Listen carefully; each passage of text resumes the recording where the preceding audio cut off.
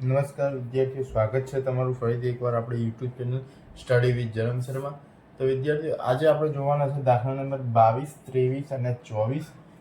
22, 23 અને 24માંથી દાખલા નંબર 22 અને 23 જે ઘણી વખત પરીક્ષામાં પૂછાયેલા છે. તો શરૂઆત કરીએ દાખલા નંબર 22થી. અહીંયા સૌ પ્રથમ મેં 36 પરિણામ લખેલા છે. તો 36 પરિણામ ઉપરથી આપણને એ શોધવાનું કીધું છે કે પાસા પરની સંખ્યાનો સરવાળો 2 થવો જોઈએ. પાસા પરની સંખ્યાનો સરવાળો 3, 4, 5, 6, 7 એવી રીતે આપણને સરવાળો કીધો છે અને તેની આપણે સંભાવના શોધવાની છે. તો સૌ પહેલાં આપણે શરૂઆત કરીએ પહેલી ઘટનાથી. તો ઘટના એને ધારીએ આપણે. ધારો કે પાસા પરના અંકોનો સરવાળો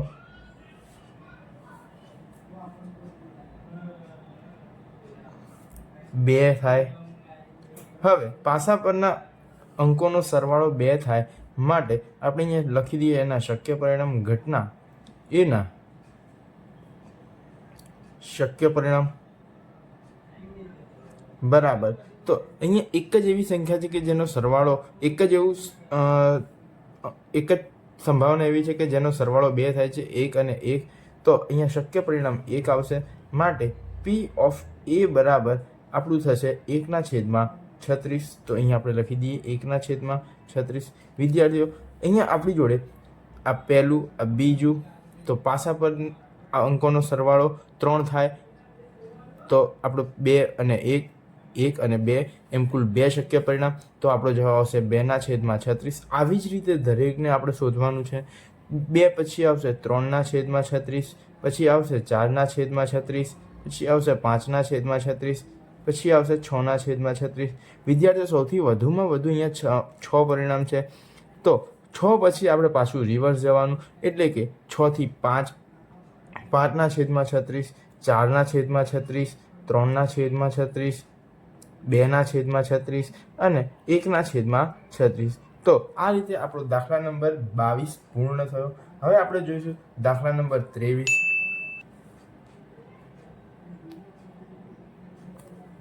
દાખલા નંબર 23 ની અંદર આપણને એવું કીધું છે કે એક રમતમાં એક સિક્કાને 3 વખત ઉછાળવામાં આવે છે. એક સિક્કાને આપણે 3 વખત ઉછાળીએ તો આપણને n બરાબર કેવી રીતે મળશે? તો સિક્કાની 2 બાજુ હોય એટલે આપણે એનું સૂત્ર લખી દઈએ, 2ની n ઘાત, એટલે કે 2 ને 3 વખત.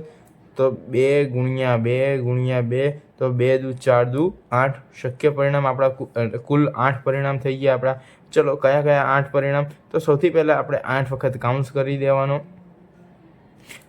તો 8 વખત કાઉન્સ કર્યા પછી પહેલાં 8ના અડધા 4, તો 4 વખત h અને 4 વખત t લખી દઈએ આપણે. ત્યારબાદ અહીંયા 4 વખત h છે તો એના અડધા એટલે 2 વખત h અને 2 વખત t. તો અહીંયા પણ 2 વખત h અને 2 વખત t. હવે 2 વખત h ના અડધા એટલે 1 વખત, તો 1 વખત h, 1 વખત t, h t h t h t. આ રીતે આપણા કુલ 8 પરિણામો અહીંયા આગળ તૈયાર છે. વિદ્યાર્થીઓ, આ સૌથી સરળમાં સરળ ટ્રીક છે 8 પરિણામ લખવાની. હવે આપણને આગળ એવું કીધું છે કે તમામ વખત ઉછાળતા સરખા પરિણામ મળે, એટલે કે 3 છાપ મળે. તો આપણી આ પહેલી ઘટના છે. તો ઘટના એ ધારી લઈએ. ઘટના એ, ધારો કે સિક્કો ઉછાળતા સરખા પરિણામ મળે.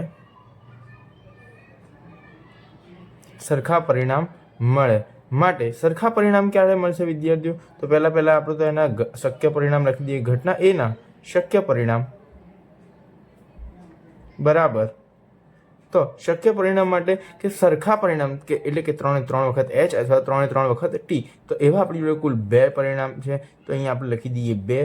માટે P ઓફ A બરાબર 2/8, એટલે અહીંયા આપણો છેદ ઉડી જશે. 2 ચોક 8 એટલે આપણો જવાબ આવી જશે 1/4. ત્યારબાદ આપણને એવું કીધું છે કે હનીફ રમત, અહીં આપણને એવું કે 3 વખત તમામ વખત ઉછાળતા સરખું પરિણામ મળે, એટલે કે 3 છાપ અને 3 કાંટા. તો હનીફ રમત જીતી જાય છે. અહીંયા આપણે હનીફને રમત જીતાડી દીધી. હવે અનન્ય હારે છે. તો હનીફ રમત હારે તેની સંભાવનાની ગણતરી કરો. આપણે અહીંયા આગળ હનીફ હારે તેની એટલે કે 3 વખત છાપ અને 3 વખત કાંટો નહીં મળે. આની પૂરક સંભાવના આપણે શોધવાની છે. ચલો આપણે તેની પૂરક ઘટના બી શોધી દઈએ. તો P ઓફ A વત્તા P ઓફ A બાર બરાબર 1. P ઓફ A આપણો આવ્યો 1/4 વત્તા P ઓફ A બાર આપણી જોડે નથી બરાબર 1. હવે 1/4 એને આપણે બરાબરની પેલી બાજુ લઈ જઈશું તો આ બાજુ પ્લસ છે તો સામે જશે તો માઇનસ. માટે P ઓફ A બાર બરાબર 1 માઇનસ 1/4. હવે અહીંયા આપણે લસા લઈશું તો P ઓફ A બાર બરાબર લસા આપણે આવશે 4 ક્રોસ ગુણાકાર 1 ચોક 4 માઇનસ 1 એટલે આપણો આવશે જવાબ 3/4. આ આપણો આવી ગયો જવાબ. હવે વિદ્યાર્થીઓ આ આપણો હતો દાખલા નંબર 23. હવે આપણે જોઈશું દાખલા નંબર 24ની રકમ શું કહે છે. દાખલા નંબર 24ની રકમ એવું કહે છે કે પાસાને 2 વખત ઉછાળવામાં આવે છે. એટલે કે યાદ કરો ફરીથી 36 પરિણામો હું ફટાફટ અહીંયા આગળ લખી દઉં છું.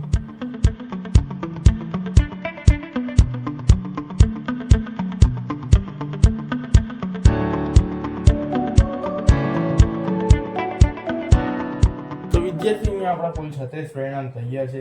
હવે આપણને ઘટના એ સૌથી પહેલા તો આપણે ધારી લઈએ. ઘટના એ ધારો કે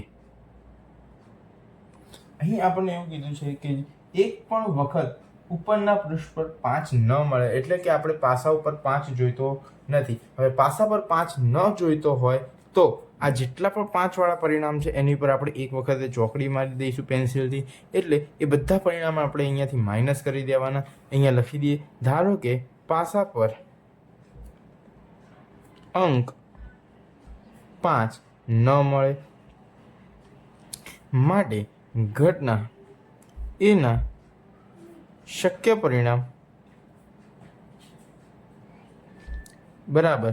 હવે 5 ન મળે તો કુલ 36 પરિણામ છે. 36માંથી આપણે જે ટીક કર્યા એ કેટલા છે કાઉન્ટ કરી લઈએ એક વખત તો 1 2 3 4 5 6 7 8 9 10 અને 11.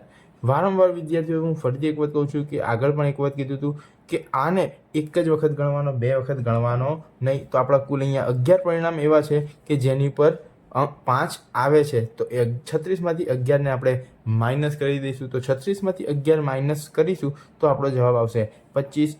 માટે P ઓફ A બરાબર 25/36. છેદ ઉડતા હોય તો જ ઉડાડવાના, પરાણે ઉડાડવાના નહીં.